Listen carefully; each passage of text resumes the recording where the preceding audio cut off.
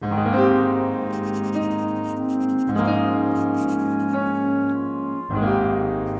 it is Wednesday, June 21st, 2023. I'm Chris Raymond. Welcome back to the New York Times Crossword Daily Solve. It is a Wednesday puzzle today, which means a midweek, mid-difficulty themed crossword for us to solve. And this midweek, mid-difficulty edition of the Daily Solve has been brought to us by Alex, Laura Sexton, Victoria Rojishka, and, as always, the invaluable Timothy Mark, the indomitable Showmaster, and the incredible Horan family. So thank you so much to the 6 of them, benefactors of the Daily Solve Patreon campaign, for their generous support. They are sustaining this channel and keeping this series going. For that, I'm very appreciative. And if you would like to help directly support this channel as well, you can head over to patreon.com/dailysolve or click the link in the description field underneath the video. Thank you to everybody who's done so. I really do appreciate it. Of course, there you can find all of the bonus videos that have been posted for patrons. And benefactors are also supposed to get the Daily Solve Let's Check the Crosses mug. There might be an issue with that at the moment, but I'm in communication with, well, I have reached out anyway to Patreon support, and I've found in the past they've been fairly receptive, so I'm sure I'll get it sorted out soon. In any case, thank you to everybody who is a patron. I do very much appreciate it. And thank you if you've subscribed to the YouTube channel as well. That's a big help. Consider signing up if you'd like to see these videos regularly. And finally, you can also join the Daily Solve Discord chat server. There's a link to that friendly chat community in the description field as well. All right, so let's get on to today's crossword. This is a debut construction by Jimmy Peniston, who has put together a Wednesday-themed crossword for us. And it was edited, of course, as always, by Will Shorts. So let's see what this debut-themed crossword is all about, and let's start solving it. To leave no way out, to cage or to corner or something like that.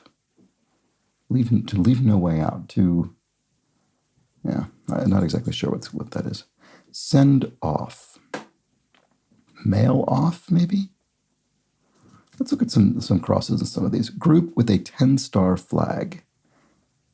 12-star. How did I read that as 10-star? I don't know. Group with a 12-star flag. 12-star flag. I think the European Union might have a 12-star flag. The blue flag with stars, which is that the original states behind the European Economic Community? I don't know. I think this is the EU. I can picture the EU flag in my head. Maybe not accurately enough to count the stars in my imagination, but I'm fairly certain this is right. Oh, so if you leave no way out, you trap. Right, okay. So I'm going to leave you no way out. I'm going to trap you, you could say, if you're doing something very strange and devious. All right, charge is something. Neighbor of Catalonia in Spain. What is the neighbor of Catalonia in Spain? What would start with an A? Aragon, I suppose. Star Trek Communications Officer. Oh, this is Nicole Nichols' character. Uhura? I think that's how you spell the character's name. Nichelle Nichols, that's who that was, I'm pretty sure. Neighbor of Catalonia in Spain. Right, okay, so this does look like Aragon. And kidney-related. Renal, you could have sort of renal failure, kidney failure. And Ursa Major is a constellation. Neptune, for one, is... Oh, sea god. Poseidon, Neptune. Right, okay. There we go. So here's the Roman rather than Greek version of Neptune / Poseidon. And then run at. You run at somebody, you charge them. Okay, this is a bit of a tricky little area, a little slightly difficult starting point of the grid for me. Robotic type is an automaton, I think. I mean, the automaton is certainly a phrase you could use to describe, as the name suggests, a kind of automated mechanical creature. Cocktails of tequila and grapefruit soda, those are palomas. That's a nice cocktail. Not a paloma in a very long time. Marcel Duchamp's fountain, e.g. Is that the toilet, I think? Marcel Duchamp. Oh, is it Dada art? The Dada art movement, which is sort of, it's sort of absurdist by nature. And I think, in fact, the name Dada, I think it doesn't actually have, I think it's intentionally a kind of nonsense phrase. I don't think there's a kind of logical etymology. I believe the kind of members of the founders of the Dada movement basically just chose that name arbitrarily. I could be wrong about that, but I believe that's the case. Okay, Zippo is nada, nothing, nil, and diamonds opposite on the Mohs scale. So the Mohs scale is that scale of hardness. So I think the way it works is that a harder thing, according to the Mohs scale, will scratch a softer thing on the Mohs scale and not be scratched by it. Anyway, talc would certainly be very soft material. Certainly compared to diamonds. And then, so opposite. So are those two extremes, talc and diamond? I mean, that would make sense. It's a deal. A sale. Buy something on sale, it's a deal.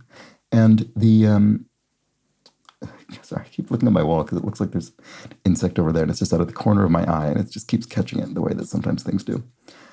Anyway, it's a deal, exclamation point. Sometimes when you see this exclamation point, it means the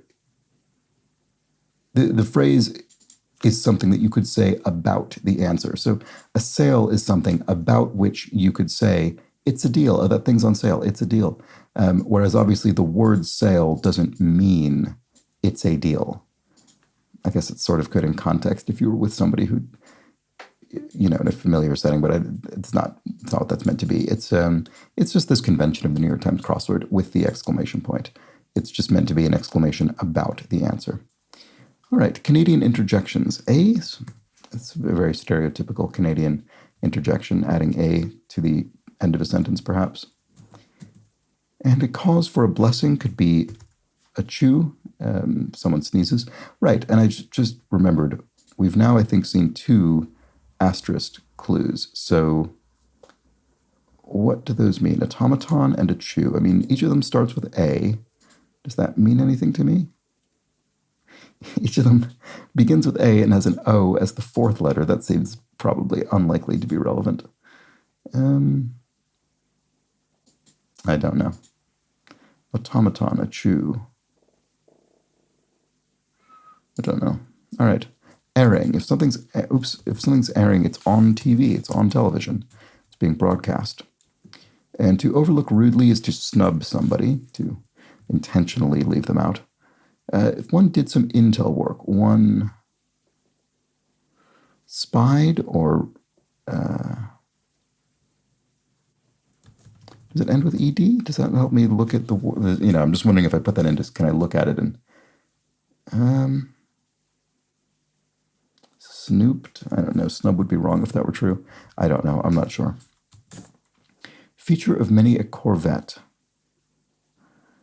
T-top, that's a sort of convertible roof in a way that has, you can remove roof panels, so it's not quite a full convertible, but it allows you to open the top. All right, did some intel work is intel. Why can I not see what this is? I don't know. What about this one? Features of many New York City street corners.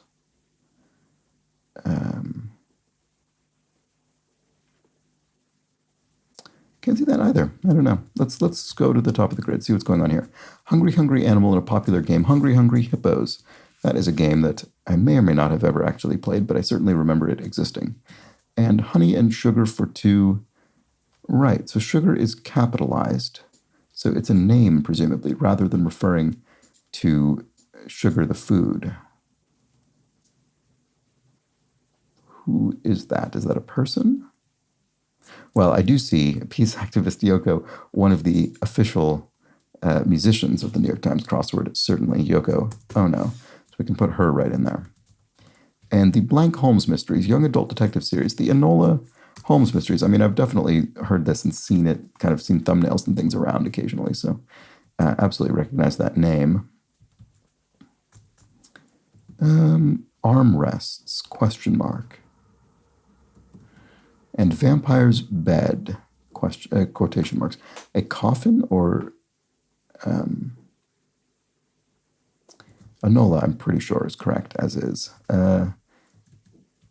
Any living thing.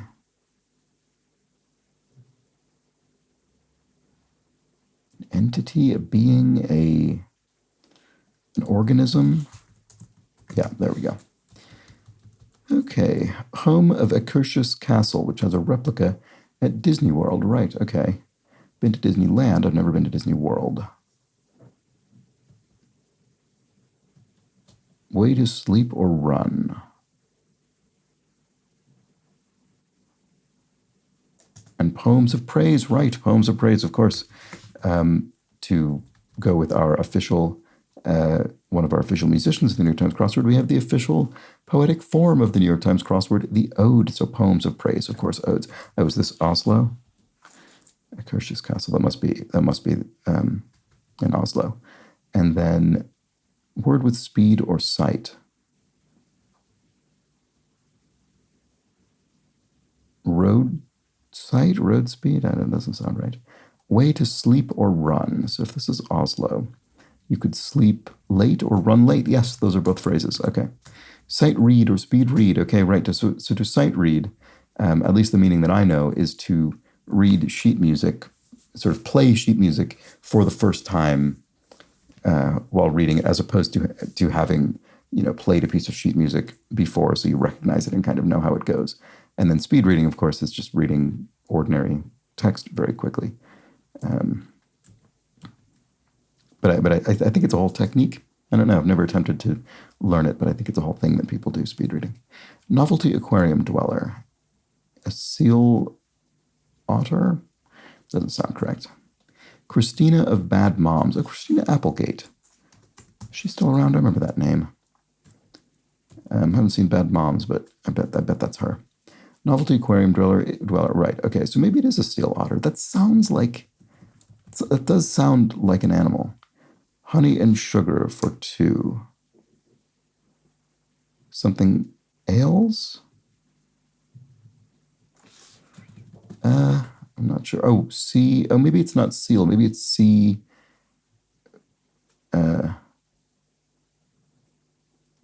Novelty aquarium dweller. What is the novelty element of this? Oh, sea monkey. Yes, that's something people keep sea monkeys in their kind of home aquariums, right? Okay, that's something, and it's kind of a novelty thing.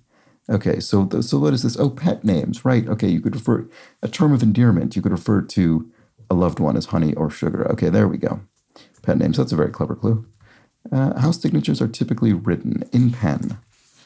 And if you bombard someone else with snowballs, you pelt them.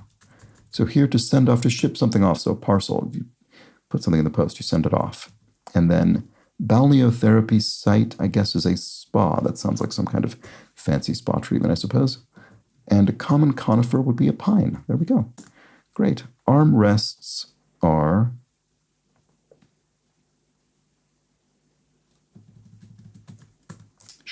to shock someone, to stun them. And Kobe currency is yen. So Kobe, as is often the case, we're just using that to indicate a place, basically, a place or a language. And in this case, I guess in this case, technically both, referring to Japan and referring to the currency of Japan. All right, this looks like menu. So yes, selection screen would be a menu. So this is in computer software. I think that's probably what that means by screen. It may be passed down from parent to child. A gene could be passed down from parent to child. Armrests are slings. You could rest. Your arm could be broken or wounded in some way, and it could be resting in a sling to help mend. Did some intel. Oh, scouted. Right. Why didn't I think of that? I think I said did reconnaissance, but I didn't think of the word scouted.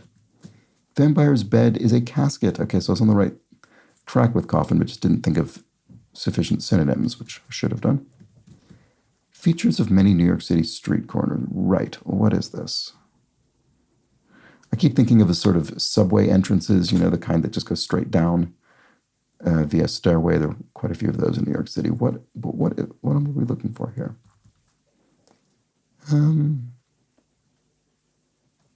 Just can't think. Word with pants or party.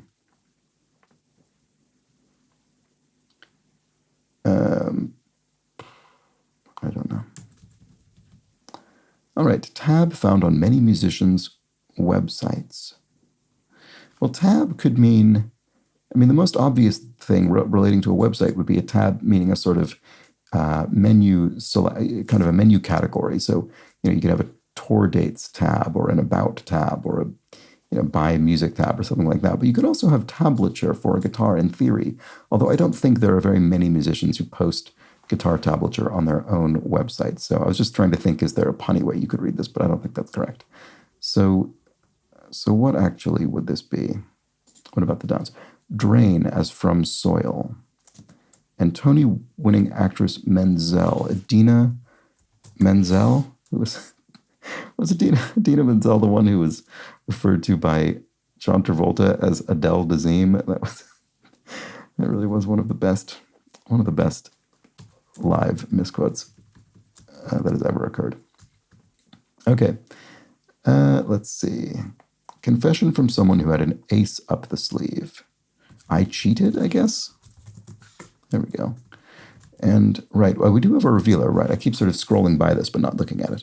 Hierarchical system, or what is formed when the answers to the starred clues are placed end to end. When the answers to the starred clues are placed end to end. Applegate, automaton, achew, end to end.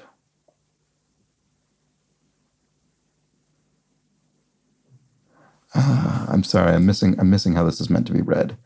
I apologize. I just can't quite. I don't know. That's so frustrating. I'm sure it's very clever, cleverer than I am. Assuming that's true, if so, black water bird, a what? Unfreeze, to thaw something is to unfreeze it. Can you repeat that? What, you might ask? Fishing aid, you could use a net to fish. Target for salicylic acid, is that, I suppose that must be an acne treatment. And then to drain is from soil is to leach. You could leach from the soil. So something chain, forming a chain. Hierarchical system, a food chain.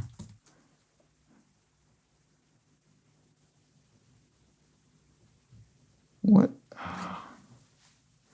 Sorry, for some reason, I'm just not seeing this. Tea?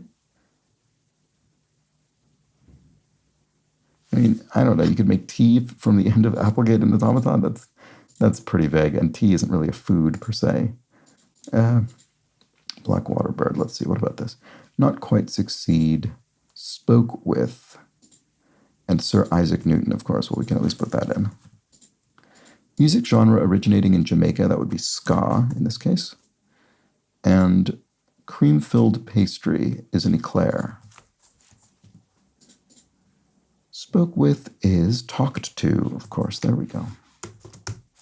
A Man Called Blank, 2022 Tom Hanks film. I remember seeing posters for this. A Man Called Otto. And a black water bird is a coot. Type is, I suppose type is a sort. What type are you? What sort are you? And to not quite succeed is to fall short, which is what is happening to me with this theme. Site of the first Occupy protests in brief. Wall Street, famously. Occupy Wall Street, as the movement was called. That was a close one. Phew, you might say. And 10 prefix is deca. .doc alternative is a PDF, so portable document format, the kind of standalone file type. And then intensity, metaphorically, would be heat, right? If you can't stand the heat, get out of the kitchen, that sort of thing. So I think we've looked at all of the crosses here. Have we missed anything? Don't think so. All right. Well, let's move over to this part of the grid. So, right. Sorry, I was confused of what I was looking at. Yes, this is the tab found on many musicians' websites. So this is live dates maybe. Features of many New York City street corners. Oh, bodegas. Oh, there we go. Okay, great. Yes. So bodega, the kind of corner stores, and bodega is a term pretty universally used in New York. So there we go. Okay. Word with pants or party. So still can't immediately think of that for some reason. Subdued as wild hare. Tames? I suppose it could be something like tamps down, but I think it's tames. And smooths are eases. You sort of ease your pains, or ease your, I don't know. Maybe that's not right, actually. That A doesn't look very good, does it?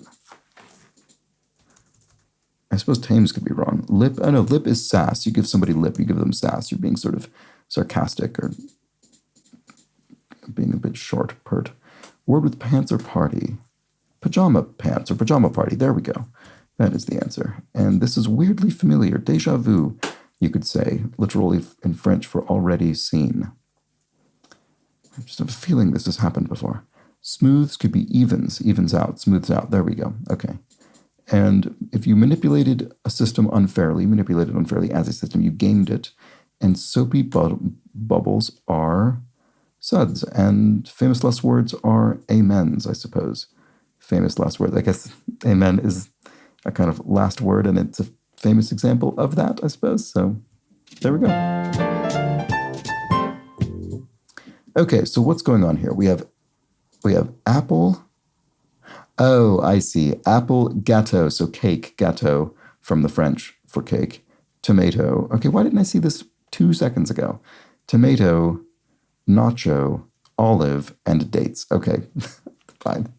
Why didn't I see that? Why didn't I see exactly that? It was just written right in front of my face. I think it was the gâteau that I wasn't attuned to, and that just threw the whole thing off for some reason. But there we go. That's our food chain. We go from apple to gâteau to tomato to nacho to olive to dates, and all of those comprise a food chain, otherwise used to describe a hierarchical system. And there we have it. That was a nice, in the end, fairly simple theme for the Wednesday crossword, even though it eluded me until the grid had been completed for some reason. But there we have it. Nice debut by Jimmy Peniston. Hope you enjoyed that one. And I'm going to move right on to the clues from yesterday's puzzle so I make sure I have time to do that. So let's discuss those clues from yesterday's puzzle briefly. First, from Speichel this is a good comment. Speichel says, I find the origin of the name Haribo, this is the German candy company, really pleasing. The company was established in 1920 by Hans Riegel, who came from Bonn, Germany. The name Haribo comes from Hans Riegel Bonn. So Haribo, each taking the first two letters of those words. Very good. I really enjoy abbreviations like that. And that period of time seems like it was, sort of several decades in that general vicinity were really the golden age for that kind of company naming, like Nabisco, the National Biscuit Company. I mean, it's just, can't beat that. Lawrence also replies, IKEA is similar. Ingvar Kamprad's initials, the founder, plus Elmtard, where he was born, and Agunarid, where he was raised. So I-K-E-A, putting those together. There you go. And it creates a very memorable name. Both of them do, really. All right, Nix Hicks explains who Abby Cadabby is. Abby was the Muppet referenced in yesterday's puzzle, who I did not recognize. She's a magic fairy, and her name evokes abracadabra, so Abby Cadabby, abracadabra. She's originally from Fairyland and came to Sesame Street in 2006. Well, that explains why I did not recognize her. Let's see. Phantom Pickles explains that AARP, which I think I quoted as the American Association of Retired Persons, doesn't stand for anything anymore. Oh yes, it used to be the American Association of Retired Persons until 1999, when they dropped the expanded form in order to include members that weren't retired. So there we go. That's a very common thing that seems to happen, is organizations becoming and ending up with names that officially, for some reason, the company is just able to declare they stand for nothing, even though we all know that they do. And finally, Davin1223 just has a comment about the Acela Amtrak train, which runs from Boston to Washington, D.C. And Davin says, it does go from Boston to D.C., but it is not true high-speed rail in the European fashion, but rather an express train that does not make local stops, thus traversing the distance in less time. In addition, the trains are well appointed by Amtrak standards with larger, more comfortable seats. Indeed, and that was what I was getting at with my slightly snarkier sort of comment, ostensible high-speed rail as opposed to maybe true high-speed rail. But yes, that is indeed, all of those things are true about the Acela train. And there we have it. Those are the clues from yesterday's puzzle. Hope you enjoyed that. Hope you enjoyed today's solve. And I will be back, of course, tomorrow for the Thursday crossword, when we likely have a more ambitious theme. That is the order of the day on Thursday, so do come back for that. I always enjoy Thursdays for that reason. Hope you do as well. In any case, hope to see you then, but until that point, please do have an excellent remainder of your Wednesday. Take care.